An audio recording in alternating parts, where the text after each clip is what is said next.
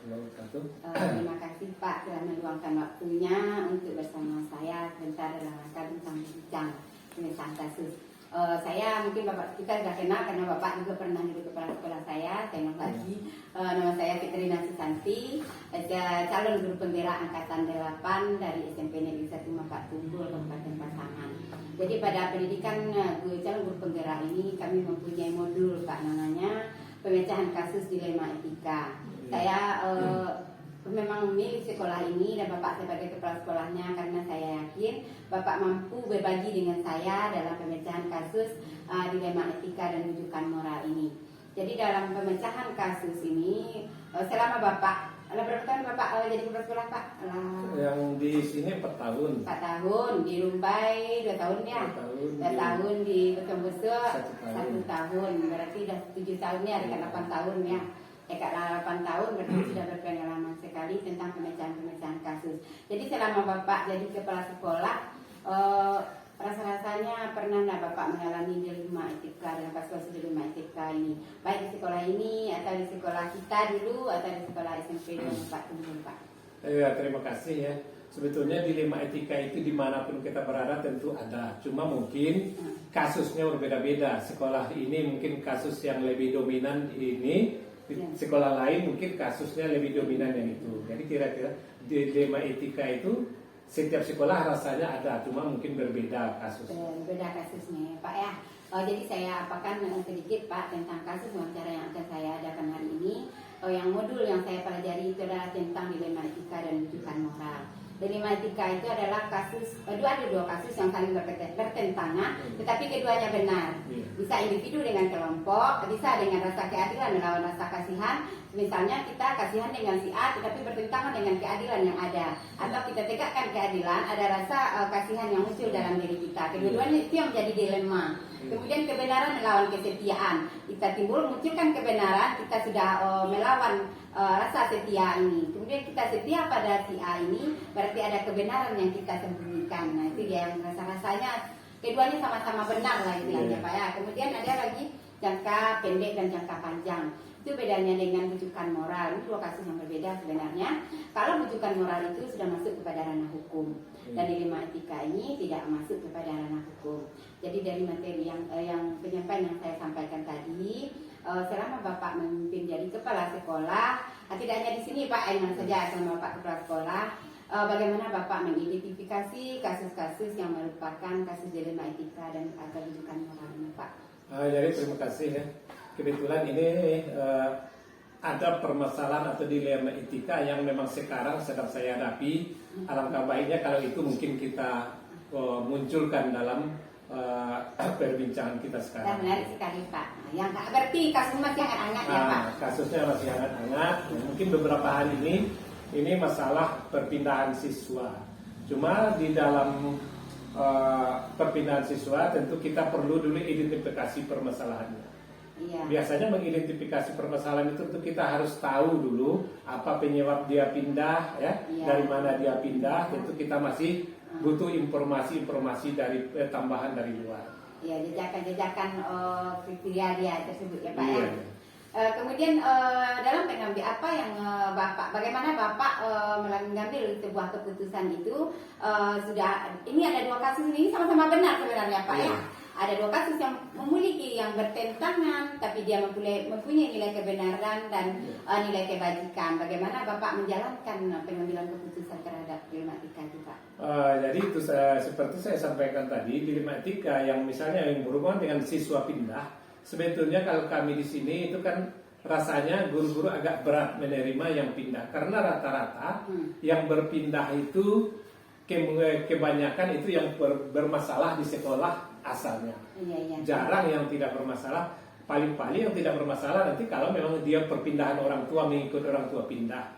Jadi biasanya kalau saya itu biasanya informasi atau informasi yang saya terima nanti yang berhubungan dengan siswa itu akan saya bawa ke forum guru dulu ya, sebelumnya diskusikan dengan wakil, baru dibawa dengan forum musyawarah guru.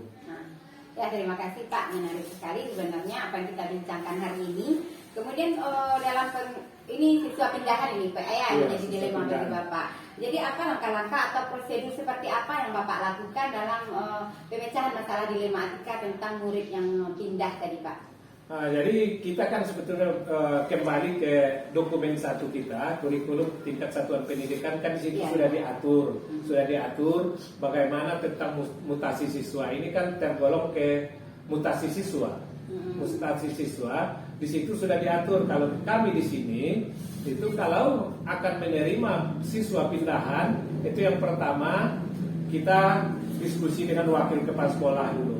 Sesudah diskusi dengan wakil kepala sekolah, saya nanti akan bawa masalah ini ke forum guru atau di musyawarah. Rapat majelis guru ya. Rapat majelis guru.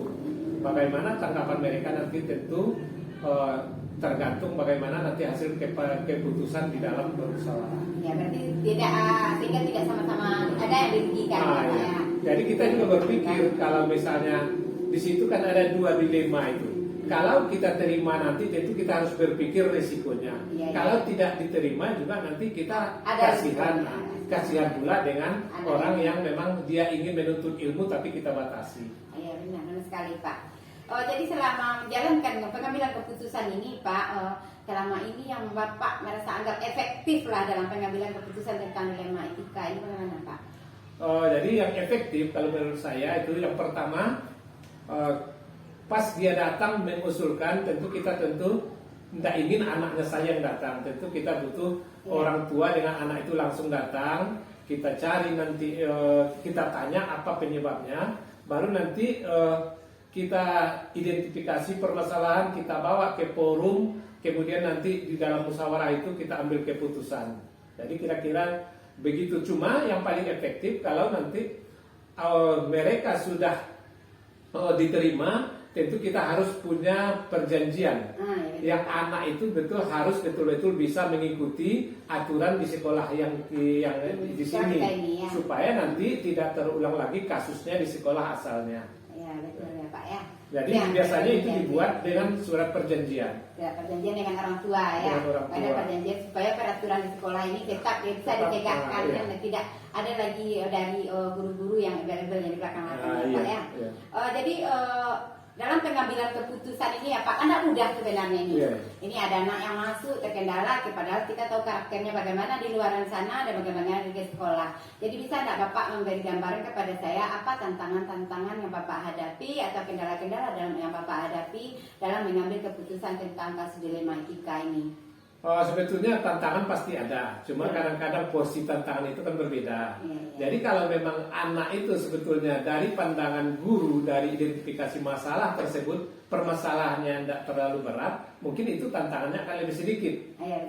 Sebab kalau di sebanyak itu majelis guru, tidak akan mungkin semua setuju dan tidak akan mungkin semuanya tidak setuju. Jadi kita tentu harus pandai memberikan informasi yang positif kepada guru-guru, dan kita harus pikirkan juga negatif positifnya ya, efek negatif dan efek positifnya, karena ini berisiko keduanya, cuma risikonya tentu tidak sama. Jadi kita terangkan kepada guru-guru supaya nanti guru-guru tidak komplain kalaupun itu diterima dengan anak tersebut diterima pindah ke sekolah ini. Terima kasih Pak, menarik sekali.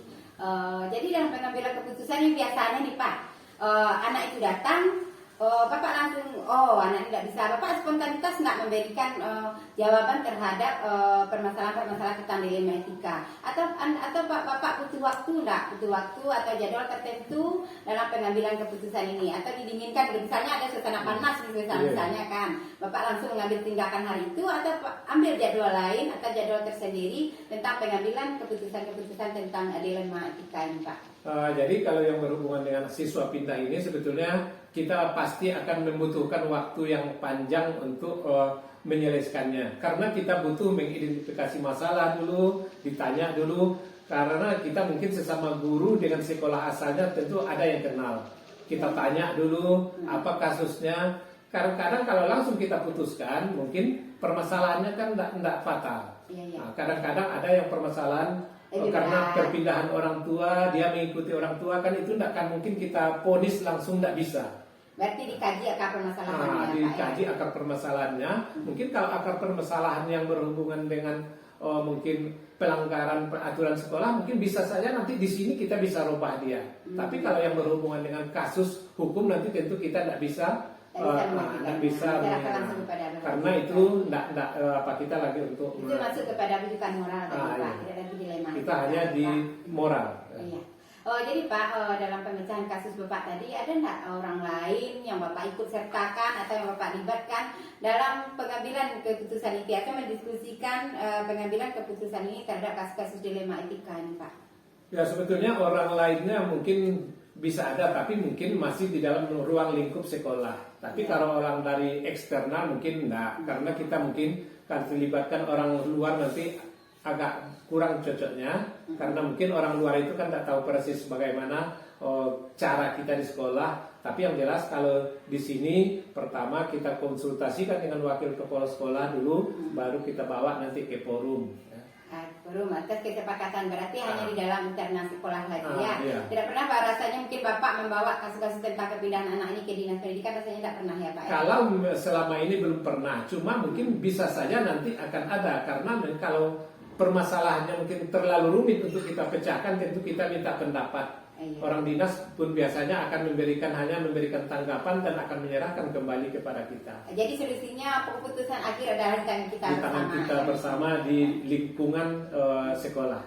Jadi pertanyaan saya yang terakhir nih Pak, apa pembelajaran rasanya yang menurut Bapak, pembelajaran yang bisa Bapak ambil dari pemecahan kasus atau pengambilan keputusan dari kasus dilema etika ini Pak? Jadi ya, dilema etika itu kan kasusnya lebih cenderung kan ke etikanya ya, Etika, ke ya. etika. Jadi, namanya dilema ya Pak, dilema tapi cenderung menyangkut ke etika ya. Jadi sebetulnya kalaupun penyelesaian dilema etika itu mungkin kita tidak bisa terlalu dengan aturan kita, karena terlalu kaku dengan aturan. Bisa saja karena kita nanti sedikit kita longgarkan aturan itu demi untuk membantu sisi lain yang akan lebih menguntungkan. Jadi kita tidak bisa terlalu kaku, kecuali misalnya itu hal-hal yang berat. Ya. Ada rasa keadilan, ini mengadukan, ada rasa kasihan, ada rasa kasihan. Jadi menegakkan ini kita kasihan dengan ini ya Pak ya. Jadi pembelajaran yang kita peroleh di situ menyelesaikan masalah itu tidak bisa spontan diambil keputusan. Yang kedua perlu pertimbangan-pertimbangan yang matang untuk mengambil keputusan tersebut. Itu kira-kira yang kita bisa peroleh dari setiap penyelesaian masalah dilema etika.